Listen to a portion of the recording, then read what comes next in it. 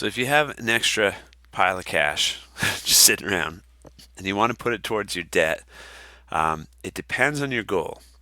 If your goal is to free up some debt, to wipe one of those debts out so that you have more monthly income, then you want to go after the lower principal debt in general. But if your goal is to save yourself more money in the long run, you want to go after the higher amount of interest. So this question says um, they want to know where to put their extra money so that they save the most interest. They should put it on the $49,000 loan. Okay, some people might say, well, the other loan's a lot bigger. It's $100,000. Put the $10,000 on this one because that's 7% interest. You're going to save yourself a lot more money. You could think of it this way. If you didn't put it on the 49,000, then you would have an extra $10,000. You have $10,000 that you're paying 7% interest on. So that's what is that? $700? And if you put the $10,000 down on the mortgage for $100,000, that's 3% interest. So that's $300 that you would be having to spend on interest in the next pay cycle, roughly. So you're saving more money by putting it on the higher interest loan. If you want to save more money in the long run, it doesn't matter about the principal. You want to pay down the debt with the highest interest rate. All right, what else we got here? Okay, so we got a family's monthly budget. This is how much they're paying for their mortgage, for their home, for their cars, for their credit card. So a spouse is maybe working as an independent contractor and they get a lump sum of $3,500 for a job. And they know they're not going to need that in the near term, so they're looking to pay down one of these debts. This is a different situation where they want to reduce their monthly bills. So which loan should they put their money down towards? Okay. Now, this credit card has a huge amount of interest. 25% interest per year is a lot. Okay. But their main goal is to free up their monthly income. They've got this $3,500 now, but they know that money has been tight, so they want to pay off one of those debts as soon as they can. So this one, if we pay it down here, this solves two problems. One, it saves the problem of this ridiculous interest rate, and we have enough money to pay it all off. So they should put $2,500 towards the credit card. And then what are we going to have? We're going to have $1,000 left over. And so if our goal is to reduce our monthly bills, the next closest one to being paid off is up here.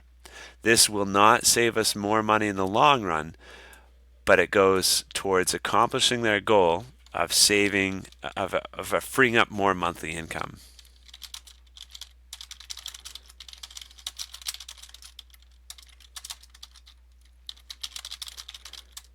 Okay, so that's the plan of action they should take, because that cuts the car loan down to $8,000. They're closer to paying that off now. So if their goal is to free up their monthly income, they know they're not going to have this $3,500 just coming in all the time. They want to free up monthly income. That's the strategy they should use. I think there's a third one here somewhere. There it is. Okay, so looks like a different family. These are their loans. They've got $10,000 on hand. They'd like to save money in the long term.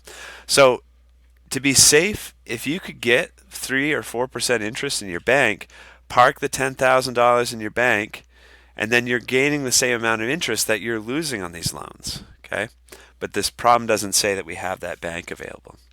It says we have $10,000 on hand. We want to pay it down on something.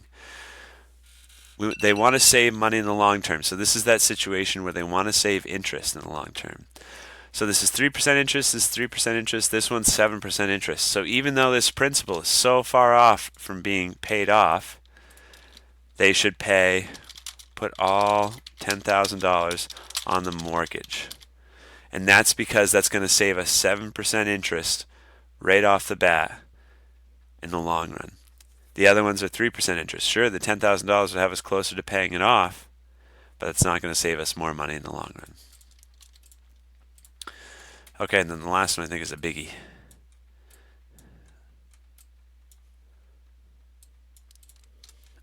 Okay, two families. And we're just going to say they have the same income and same debt. That way we can compare strategies.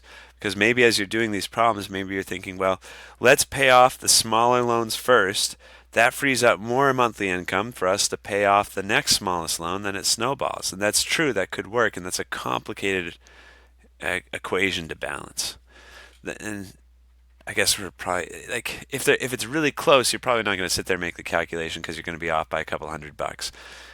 The big story here is that if you have a high percentage interest, and if I ever get assassinated, look into the credit card companies first because of what I'm about to say.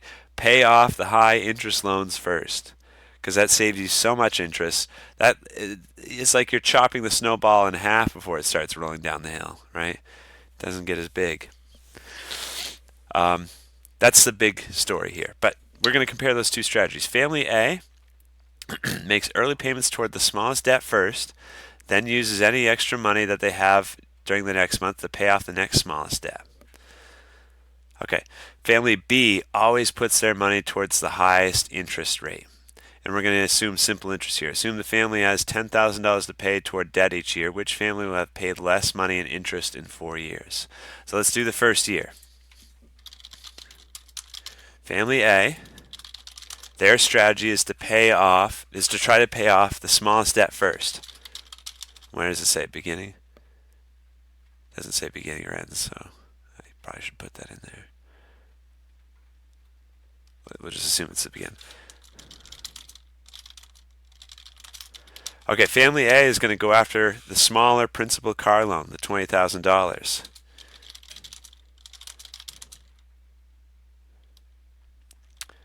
So their interest for year one, they've got a principal of $140,000 times 5% interest.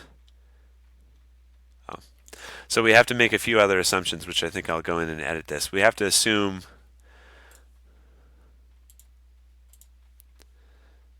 we're going to skip the calculations where we are taking out $1,500 a month in our payments, because that would involve something much more complicated. Okay, if you're paying $1,500 a month, 5% interest on this $140,000 loan, the loan goes down a little bit each year. Okay, because you're making those monthly payments, but it's more complicated than that because some of that goes to interest and some of that goes to your principal. So for the purposes of this problem, we're just trying to keep things simple. We're not going to consider what happens when we make those monthly payments. Okay. So we got interest on the mortgage. We're down to $10,000 on the car loan. And then we've got $30,000 on the other car loan. They're going after the smaller loan first. So we've got $140,000 times 0.05, so that's $7,000. They're paying $7,000 in interest on the mortgage. Then we got $10,000 at 3% interest, so that's $300. And then we got 7% on $30,000. That's $2,100. Wait. Yeah, okay, making sure I get that right. Okay, so total interest that they're paying, again, we have to assume that the monthly payments aren't chopping down those principals. That would just make a really complicated calculation. So in month one, family A is paying $940 in interest.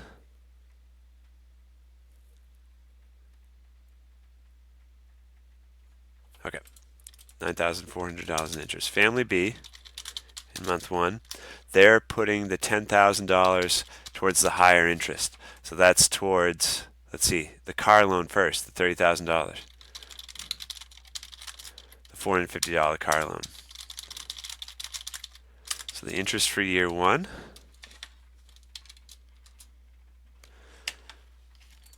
is they've got $140,000. They're not touching the mortgage.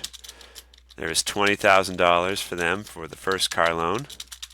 And then now they're down to $20,000 for the other car loan. That's 7%. So 140,000 times 0.05, so that's 7,000. Got 20,000 0.03, so that's 600. And then we've got 20,000 times 0.07, so that's 1,400. Add those together. It's 9,000 bucks. So far, Family B has paid $940 less in interest because they went after the higher interest loans. That's year one. And then year two, they're keeping the same strategy. So you're repeating the same steps. Family A, here, year two. Family A is now looking at still $140,000 because we're saying the monthly payments aren't doing anything, just to simplify things. Now they got $0 on the 3% loan. They paid something off. So that's going to cut down the interest. So still $7,000 coming from their home. Now we don't have the $300 from the loan they paid off. So that seems nice, but Family A is still going to be paying more in interest, $9,100. Family B, meanwhile, is still chipping down the higher interest loans. So we still got $20,000 on the 3% car. And then we've got 20,000 times now it's $10,000 because we put $10,000 towards the higher interest loan. So that's another 7,000 here. Then it's still another 600 for this one. And now we're at 700 for that car. So add those up. So that's 8,300. So in year two, Family A paid off one of their cars. They ended up paying $9,100 in interest. Family B is paying even less interest this year than they were in the previous year. So maybe it just takes a while for paying off one of those car loans to take effect. So let's do it one more time because I think this problem said 3 years, right? No, it says 4 years, so we got to do this several more times. I'll do it one more time. It's getting pretty repetitious, isn't it? So year three, Family A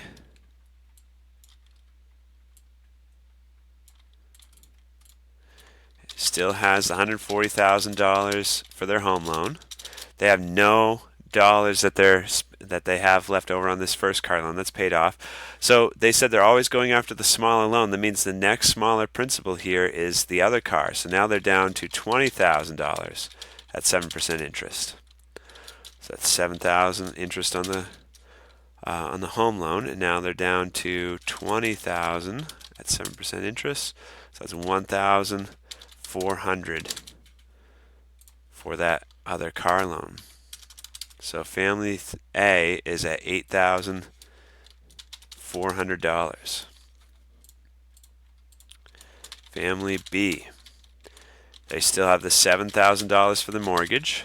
Family B has now paid off the $7,000 car loan because they put another $10,000 towards it. So they just have the $600 that they had last year for interest on the smaller car loan.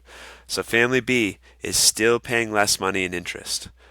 In year three, there's $840 new in interest that Family A had to pay. Family B is still paying even less.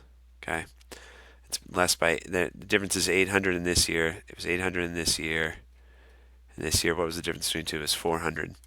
So the strategy appears to be working better for Family B to pay off the higher interest loan first. Family A, they do have a snowball effect happening where once they pay off one, then they can start targeting another, but it's not picking up steam fast enough to make it worthwhile because you got $400 more for the first year plus what is it? It's $800 here plus 800, so that's $2,000 more in interest that Family A has had to pay in these first 3 years with their strategy.